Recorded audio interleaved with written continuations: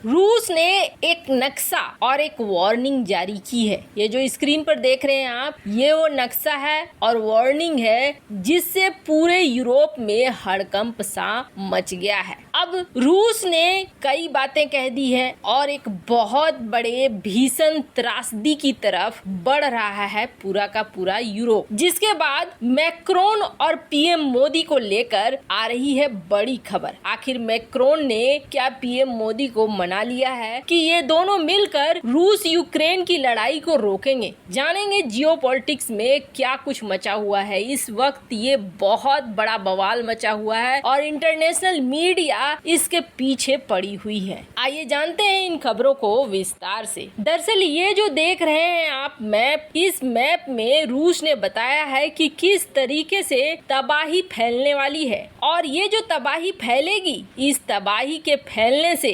Poland, Germany, Slovakia, यहाँ तक कि डेनमार्क, नॉर्वे, स्वीडन और तुर्की तक तबाही पहुंच जाएगी। दरअसल बात क्या हुई है? बात ये हुई है कि यहाँ पर जो आप मैप देख रहे हैं, यहाँ पर है यूक्रेन का जापोरिजिया न्यूक्लियर पावर प्लांट और ये न्यूक्लियर पावर प्लांट डानिप्रो नदी के किनारे बना हुआ है, लेकिन ये अब कब्जे में है रूस के। और रूस के कब्जे में होने के बाद कहा जा रहा है कि यहाँ चीजें अब नियंत्रित नहीं रह गई हैं। अब यहाँ पर हो गया है हमला, मिसाइलों का हमला, और मिसाइलों के हमले से ये प्लांट हो गया है डैमेज। प्लांट के डैमेज होने से यहाँ पर अब खतरा बढ़ गया है और ये खतरा बढ़ गया है कि रेडिएशन यहाँ से फैलेगा। अगर रेडिएशन फैलता है तो ये निर्भर करेगा कि हवा की रफ्तार कितनी ज्यादा है, कितनी तेज है और कहाँ तक ये फैल सकता है। वैसे टारगेट में पोलैंड, स्लोवाकिया ये देश हैं जहां तक ये रेडिएशन फैलेगा। अब ये मुद्दा गर्मा गया है। रूस ने खुद जारी कर दिया मैप और जारी करके मैप ये बता दिया कि देखो ऐसा ऐसा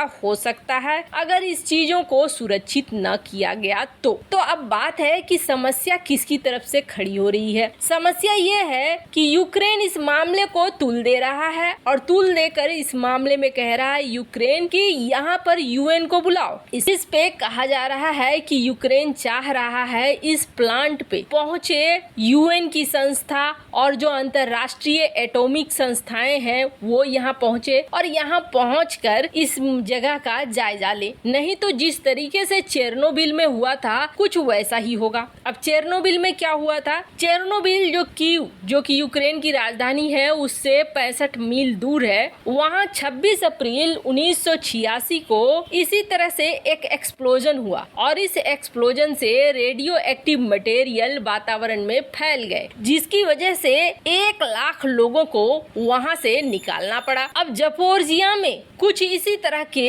हालात बन रहे हैं। रूस का कहना है कि ये प्लांट में जो हालात बन रहे हैं इसके जिम्मेदार हम नहीं हैं, बल्कि यूक्रेन जानबूझकर ऐसा कर रहा है। यूक्रेन का कहना है कि जल्द से जल्द इस प्लांट को खाली करो ताकि यहाँ पर हम अंतर्राष्ट्रीय बॉडी को लाएं। रूस कह रहा है कि दरअसल यहाँ पर यूक्रेन एक बड़ा खेल खेल रहा है। यूक्रेन चाह रहा है कि हम अपनी सेना को हटा लें और फिर यहाँ अंतर्राष्ट्रीय संस्थाओं को यूक्रेन घुसाएगा और उसके बाद यहाँ पर सेना की तैनाती करेगा। अब कई तरह की बातें हो रही हैं। यूक्रेन तो यहाँ तक कह रहा है कि रूस ने कह दिया है कि फ्राइडे को सेना यहाँ मत जाना क्योंकि यहाँ कुछ होने वाला है। आपको लेकर अब ये प्रोपेगेंडा है या सच्चाई है ये तो ये दोनों देश ही जाने, लेकिन इस तरह की बातें अंतर्राष्ट्रीय मीडिया में होने लगी हैं और एक हड़कंप सा मच गया है कि न जाने अब यहाँ पर क्या होगा। यहाँ तक कि यूक्रेन ने अभ्यास करना शुरू कर दिया है कि कैसे यहाँ से लाखों लोगों को बाहर ले जाया जाएगा, ये जगह हो जाएगी खाली। पर यहाँ पर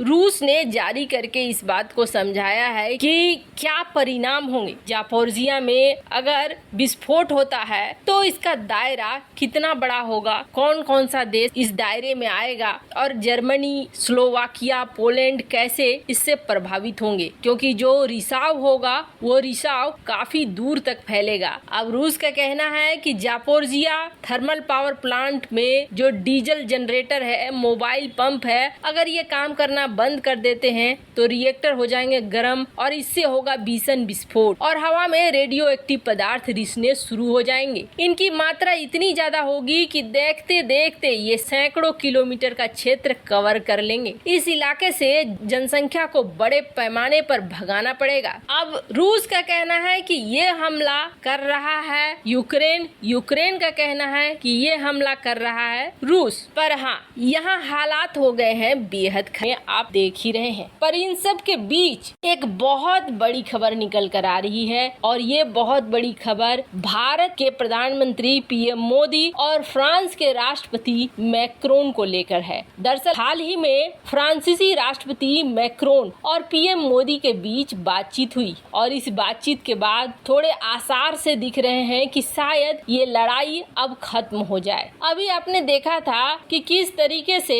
मैक्सिको के प्रेसिडेंट ने कहा था कि पीएम मोदी वो शख्स है जो शांति स्थापित करवा सकते हैं पूरी दुनिया में। ऐसे में पीएम मोदी यूएन और पोप को मिलकर एक संगठन बनाना चाहिए जिस संगठन का काम होगा कि किसी तरीके से युद्ध को रोका जाए ताकि दुनिया में जो इतनी अशांति फैली है वैसी न फैले। अब आखिरकार पीएम मोदी को ही इन्होंने क्यों चुना, इसके पीछे कुछ तो कारण होगा। तो वो कारण ये था कि पीएम मोदी या फिर भारत एक ऐसा देश है जिसके दुश्मन बेहद कम है, गिने चुने दुश्मन है जिसको आप उंगलियों पर गिन सकते हैं कि हाँ आपकी फिर भी 10 उंगलियां नहीं पूरी होंगी। भारत एक ऐसा देश है जिससे दुनिया ये उम्मीद कर सकती है। हाल ही में पीएम मोदी और मैक्रोन के बीच बातचीत हुई और इस बातचीत में जहां फ्रांस में जो जंगलों में आग लग रहे हैं उसको लेकर बातचीत हुई, तो वहीं श्रीलंका में जो चीन ने अपने स्पाई शिप को भेजा है उसे लेकर भी बात हुई, तो वहीं यूक्रेन क्राइसिस को लेकर भी बातचीत हुई और कहा जा रहा है कि पीएम मोदी और फ्रांस के जो राष्ट्रपति हैं इन्होंने अब बीड़ा उठाया है कि इस युद्ध को